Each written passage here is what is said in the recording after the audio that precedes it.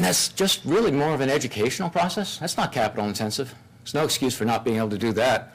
But it won't happen automatically. It does take re-wealth leadership in universities, nonprofits, government, business. Yesterday, I issued an invitation to 80 community leaders here from the greater Cleveland area, and I invited the city to become one of a select group of 20 communities that are being recruited around the world to participate for over the next 2 years in refining that renewal quotient test. This is in concert with the Global University Network of the Nonprofit Revitalization Institute up in Toronto. And this RQ test is going to be offered free of charge to communities all around the world, starting in 2012. And it will drive that annual Places to Invest list. So if you're involved in this over the next 2 years, that's going to give you a really nice head start on getting a really good score in that RQ test and maybe get Cleveland on that first Places to Invest list. I'm happy to report that the response to that invitation was very enthusiastic. Let's close this presentation now with a benediction of sorts from the Bishop of London, Richard Sharp. In 2007, he said this while addressing the debate on the UK's climate change bill. We talk of sustainable development and sustainable economies,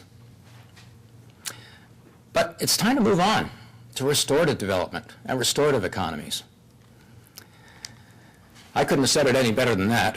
We've reached a point where virtually the entire planet is in need of some form of restoration, remediation, reuse, redevelopment. You know, the world's in a depleted mess.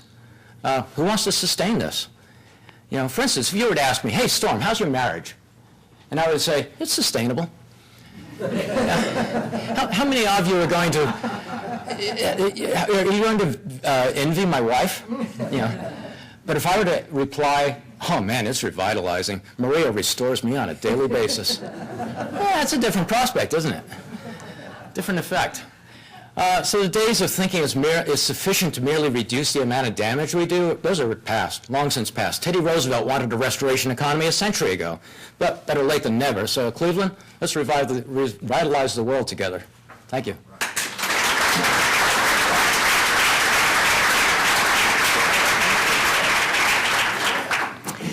Today at the City Club of Cleveland, we are listening to Storm Cunningham, CEO of Resolution Fund, LLC, and the author of The Resolution Economy and Rewealth.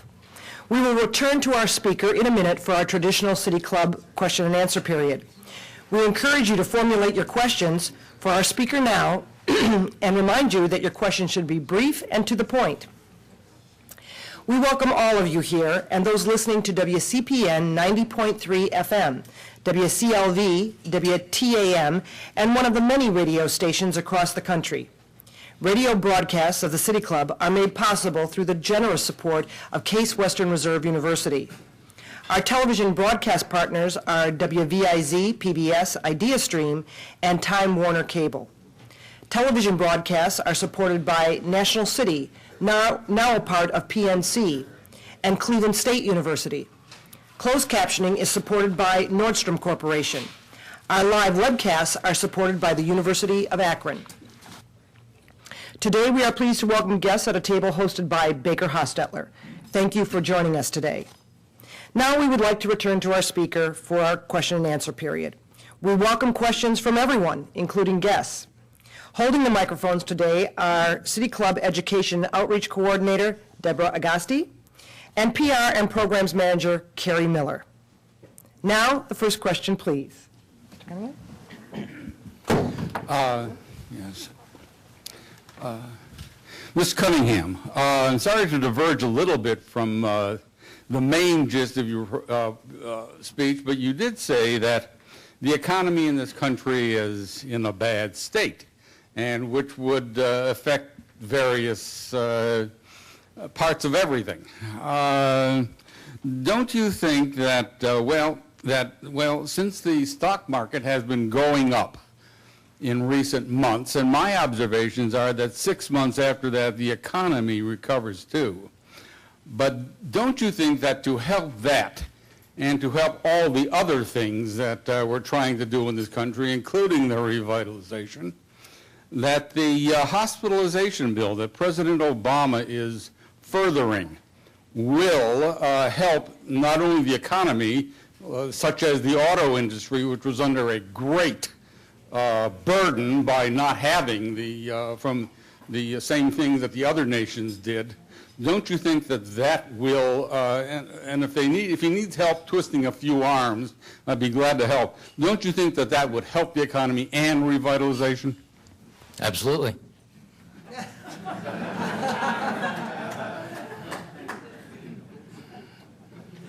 Mr. Cunningham, as someone who's been involved in restorative activity most of my career, I like your concepts. But I thought they were very generalized, and I'd like you to be more specific in this way. Give me some examples worldwide of communities, and maybe you ought to define what you consider a community in this respect, another definition, that have shown those principles and you think are potential leaders on your future scale maybe, or you just think are leaders from your research. Mm-hmm. And I'm particularly interested in not just, I thought there's a bias in your comments toward large urban areas. I'd like to know if you've thought about smaller urban areas or rural areas and how the concept fits them. Yep, excellent. Thank you. Yeah, as a matter of fact, we're working on a rural revitalization initiative for the entire province of Nova Scotia right now. They've only got one real city in the entire province, so it has to be rural-oriented.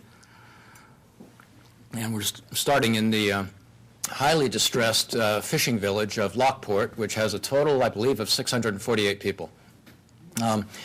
Now, to give you an example that's fairly close to home, I'd point out Chattanooga, Tennessee.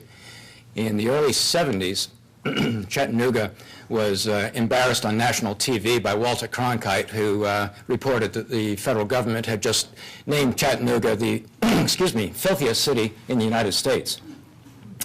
And at that point, you had to often drive with your headlights on downtown in the middle of the day. That's how bad the air quality was. But they were also hemorrhaging jobs like crazy. Their economy was going down the tubes. They had racial problems, crime problems. They were dysfunctional in virtually every way you could possibly imagine of a city being dysfunctional. You know, it's not a large city.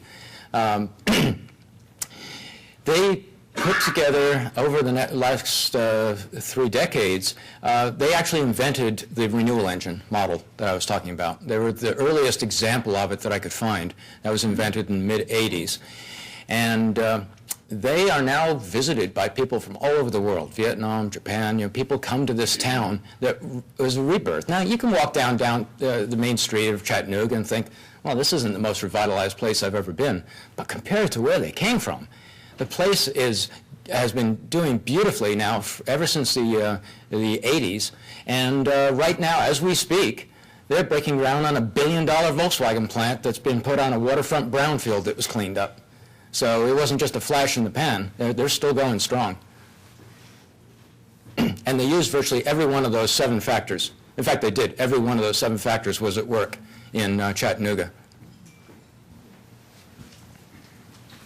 Mr. Cunningham, you spoke at great length about what you call the restoration economy. Mm-hmm. You did give some general concepts as to how to proceed with that. Now, a city such as Cleveland, which is whose basic industries for years were the steel industry, the automobile industry, the clothing industry, all of which had thousands and tens of thousands of employees, have been truly decimated by these various industries moving overseas for all kinds of reasons, mostly the competitive nature where goods can be produced overseas. But specifically, do you have any specific suggestions as to what Cleveland could do to replace some of those major industries which have so decimated our employment figures? Okay. Probably the most efficient way to go about creating a local economy that becomes a global resource that attracts, that taps into other economies, is to develop skills that are needed locally. I mean, you've already got an example of that. When you were doing your theater district restoration, you developed quite a large cadre of people who specialized in theater restoration. They ended up traveling all over the country, restoring other cities' theaters, and created kind of a little microeconomy. That can be done on a grand scale. Like I said, the river restoration, billions of dollars a year on that. There's no center